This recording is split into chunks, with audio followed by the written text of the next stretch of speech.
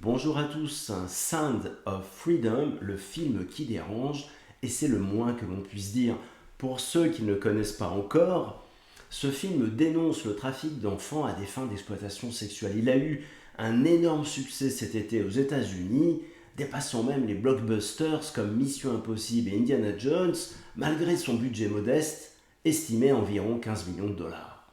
Le problème avec ce film en France, c'est qu'il y a eu contre lui une levée de boucliers massive. Premièrement, malgré le fait qu'il ait fait un tabac aux États-Unis, sa sortie dans les salles a été extrêmement difficile et sans l'intervention, sans les actions de Carl Zero, journaliste et ancien animateur télé très engagé dans la lutte contre le trafic d'enfants, ce film ne serait probablement jamais sorti en France.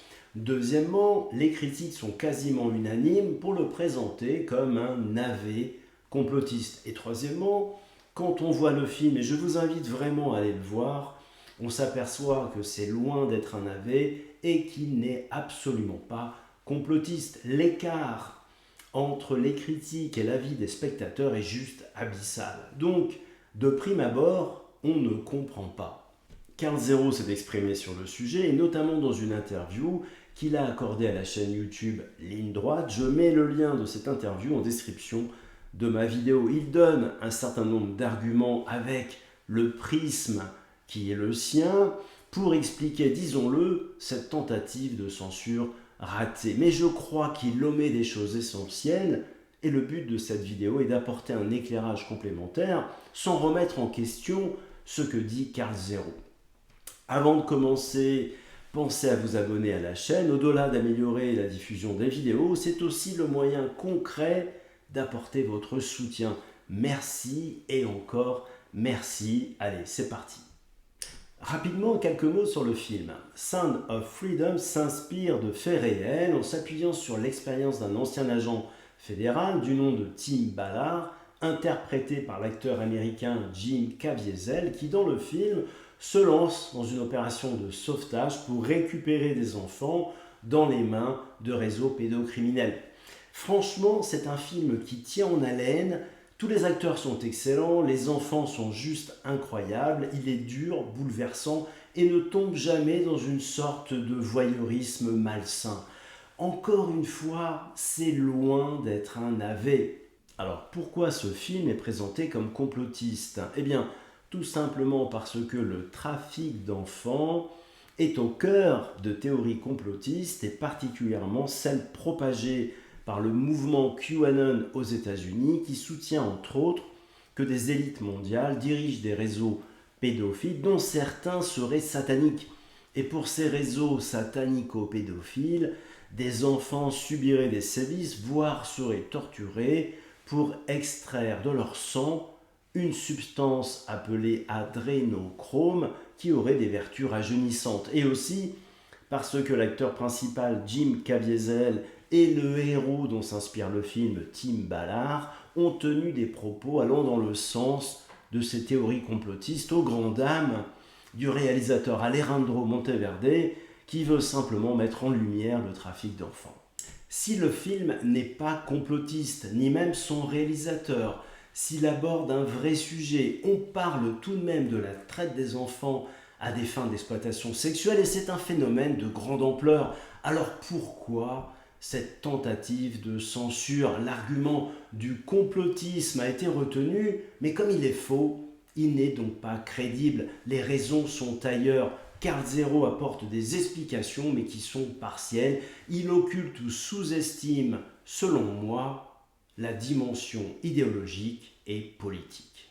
Tout d'abord, ce film ne rentre pas du tout dans le cadre de l'idéologie progressiste qui domine largement le domaine de l'audiovisuel. Non seulement il ne satisfait pas à certains critères, mais de plus il va à l'encontre de cette idéologie. Il suffit de regarder les publicités, les séries télé, les films, les dessins animés, les spots télé du gouvernement pour comprendre qu'un produit audiovisuel aujourd'hui, pour avoir l'approbation des milieux autorisés et autorisables, doit impérativement faire la promotion de l'inclusivité, de la diversité et du bien vivre ensemble. Le film Sound of Freedom ne présente pas de personnages associés explicitement à la communauté LGBT, ne met pas en scène de personnages souffrant de handicap. Les acteurs principaux sont masculins et blancs. Et quand diversité il y a, je fais référence aux acteurs colombiens et mexicains, eh bien ce sont d'horribles trafiquants et là, ça ne va pas dans le bon sens, ça ne va pas dans le sens du bien vivre ensemble. Ce film ne porte aucun marqueur de l'idéologie progressiste et ça, c'est tout simplement rédhibitoire. Et puis le film et son environnement, vous allez comprendre, véhiculent des valeurs conservatrices et ont une proximité avec le Parti républicain, ce qui déplaît forcément aux progressistes. Dans le film, les références à Dieu sont fréquentes. L'acteur principal, Jim Caviezel, est présenté comme un catholique intégriste. D'ailleurs, c'est lui qui a joué le rôle de Jésus dans le film de Mel Gibson, La Passion du Christ. Tim Ballard, le héros dont s'inspire le film, est dépeint comme un mormon, père de 9 enfants.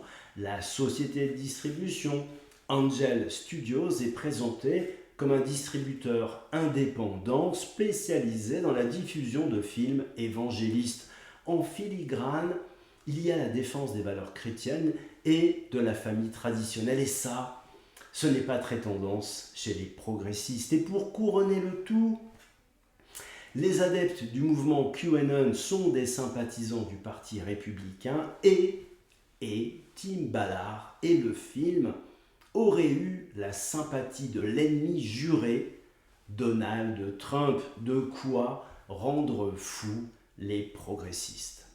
En réalité, le rejet massif de ce film par les médias est malheureusement symptomatique de notre époque. Le clivage idéologique et la politisation à l'extrême de tous les événements, quels qu'ils soient, conduisent à une logique de clan où règne l'aveuglement, le parti pris, la mauvaise foi, le relativisme et le deux poids, deux mesures. C'est le clan qui dicte ce sur quoi on a le droit, ce sur quoi on est autorisé à réagir, ce sur quoi on est autorisé à s'indigner. Le clan prime sur tout le reste. Aujourd'hui, ce n'est pas la cause en elle-même qui est importante. Ce qui est important, c'est de savoir si cette cause fait le jeu de tel ou tel clan. Pour rester sur le thème du cinéma, rappelez-vous, le film Bac Nord avait été présenté comme un film faisant le jeu de l'extrême droite. Idem pour le film Vaincre ou Mourir. Avec Sound of Freedom, on vit cela, mais puissance 10. L'information est confisquée, manipulée et instrumentalisée. Il y a des réalités que l'on a le droit de voir et il y a les autres. Et si on arrive à voir celles que l'on n'a pas le droit de voir, elles ont réussi à passer au travers du filtre de la censure. Elles sont alors minimisées à défaut d'avoir été invisibilisées. L'idéologie et la politisation à l'extrême de tous les événements étouffent l'intelligence, la raison, l'objectivité et le libre arbitre. On est bien loin de la construction de l'esprit critique. Au contraire, on est dans le formatage des esprits. Pour s'en échapper, eh bien, il faut commencer par en prendre conscience. En conclusion, c'est un énorme gâchis. Avec cette levée de bouclier massive, on passe à côté de l'essentiel, c'est-à-dire la mise en lumière du trafic d'enfants à des fins d'exploitation sexuelle. Pour les enfants, c'est la double peine. Ils sont victimes des réseaux pédocriminels et ils sont victimes de ceux qui privilégient le clan avant toute chose. Ils font les frais de ce clivage idéologique et politique qui fait finalement la distinction entre les bonnes victimes et les mauvaises victimes. Ces enfants sont malheureusement les mauvaises victimes et c'est humainement inacceptable. Terrible paradoxe, car ce clan qui impose l'omerta sur ce trafic d'enfants, c'est justement le clan qui donne en permanence des leçons de morale et se présente comme le clan du bien. Et puis c'est totalement contre-productif, car cette union sacrée des médias en usant d'un argument qui est faux fait pour le coup le jeu des théories complotistes alors qu'elle est censée les combattre. Je remercie vivement et chaleureusement Carl Zero car sans lui ce film ne serait probablement jamais sorti en France. Et sans tarder, je lui adresse ainsi qu'à la chaîne YouTube Ligne Droite cette vidéo. À bientôt.